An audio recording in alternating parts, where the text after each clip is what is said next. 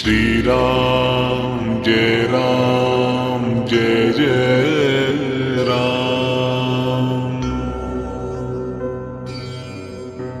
श्री राम जय राम जय जय राम।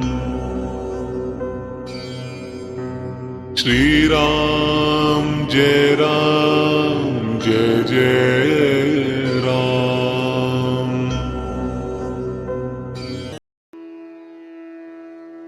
अष्टमः सर्गः। राजा का पुत्र के लिए अश्वमेध यज्ञ करने का प्रस्ताव और मंत्रियों तथा ब्राह्मणों द्वारा उनका अनुमोदन। संपूर्ण धर्मों को जानने वाले महात्मा राजा दशरथ ऐसे प्रभावशाली होते हुए भी पुत्र के लिए सदा चिंतित रहते थे। उनके वंश को चलाने वाला कोई पुत्र नहीं था। उसके लिए चिंता करते करते एक दिन उन महामनस्वी नरेश के मन में यह विचार हुआ कि मैं पुत्र प्राप्ति के लिए अश्वमेध यज्ञ का अनुष्ठान क्यों न करूं। अपने समस्त शुद्ध बुद्धि वाले मंत्रियों के साथ परामर्श पूर्वक यज्ञ करने का ही निश्चित विचार करके उन महातेजस्वी, बुद्धिमान एवं धर्मात्मा राजा ने सुमंत्र से कहा, मंत्रीवर, तुम मेरे समस्त गुरुजनों एवं पुरोहितों को यहां शीघ्र बुला ले आओ। तब शीघ्रता पूर्वक पराक्रम प्रकट करने वाले सुमंत्र तुरंत जाकर उन समस्त वेद विद्या के पारंगत मुनियों को वहां बुला ले आए। सुयज्ञ, वामदेव, जाबाली, काश्यप, कुल पुरोहित वशिष्ठ तथा और भी जो श्रेष्ठ ब्राह्मण थे, उन सब को पूजा करके धर्मात्मा राजा दशरथ ने धर्म और अर्थ से युक्त ये मधुर वचन कहा। महर्षियों, मैं सदा पुत्र के लिए विलाप करता रहता हूं। उसके बिना इस राज्य आदि से मुझे सुख नहीं मिलता। अतः मैंने ये निश्चय किया है कि मैं पुत्र प्राप्ति के लिए अश्वमेध द्वारा भगवान का यजन करूं।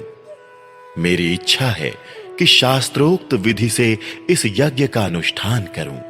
अतः किस प्रकार मुझे मेरी मनोवांछित वस्तु प्राप्त होगी, इसका विचार आप लोग यहां करें।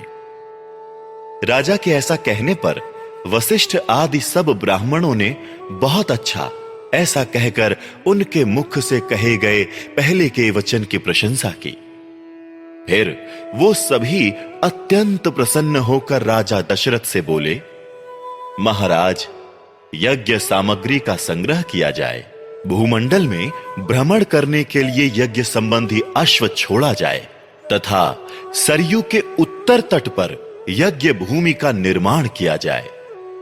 तुम यज्ञ द्वारा सर्वथा अपनी इच्छा के अनुरूप पुत्र प्राप्त कर लोगे, क्योंकि पुत्र के लिए तुम्हारे हृदय में ऐसी धार्मिक बुद्धि का उदय हुआ है।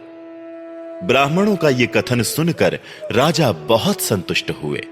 हर्ष से उनके नेत्र चंचल हो उठे। वो अपने मंत्रियों से बोले, गुरुजनों की आज्ञा के अनुसार यज्ञ की सामग्री यहां एकत्र की जाए। शक्तिशाली वीरों के संरक्षण में उपाध्याय सहित अश्व को छोड़ा जाए। सरयू के उत्तर तट पर यज्ञ भूमि का निर्माण हो। शास्त्रोक्त विधि के अनुसार क्रमशः शांति कर्म का विस्तार किया जाए।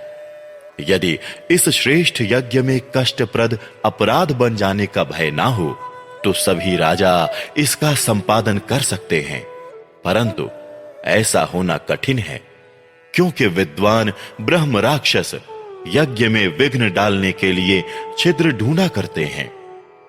विधिहीन यज्ञ का अनुष्ठान करने वाला यजमान तत्काल नष्ट हो जाता है। अतः मेरा ये यज्ञ जिस तरह विधि पूर्वक संपन्न हो सके, वैसा उपाय किया जाए। तुम सब लोग ऐसे साधन प्रस्तुत करने में समर्थ हो। राजा के द्वारा सम्मानित हुए समस्त मंत्री पूर्ववत उनके वचनों को सुनकर बोले, बहुत अच्छा महाराज, ऐसा ही होगा। इसी प्रकार वो सभी धर्मज्ञ ब्राह्मण भी नृप श्रेष्ठ दशरथ को बधाई देते हुए उनकी आज्ञा लेकर जैसे आए थे वैसे ही फिर लौट गए। उन ब्राह्मणों को विदा करके राजा ने मंत्रियों से कहा, पुरोहितों के उपदेश के अनुसार इस यज्ञ को विधिवत पूर्ण करना चाहिए। वहां उपस्थित हुए मंत्रियों से ऐसा कहकर परम बुद्धिमान नृपश्रेष्ठ दशरथ उन्हें विदा करके अपने महल में चले गए। वहां जाकर नरेश ने अपनी प्यारी पत्नियों से कहा, देवियों, दीक्षा ग्रहण करो, मैं पुत्र के लिए यज्ञ करूंगा। इस मनोहर वचन से उन सुंदर कांति वाली रानियों के मुख कमल वसंत ऋतु में विकसित होने वाले पंकजों के समान खिल उठे और अत्यंत शोभा पाने लगे। इस प्रकार श्री वाल्मीकि निर्मित आर्ष रामायण आदि काव्य के बालकांड में 8वां सर्ग पूरा हुआ।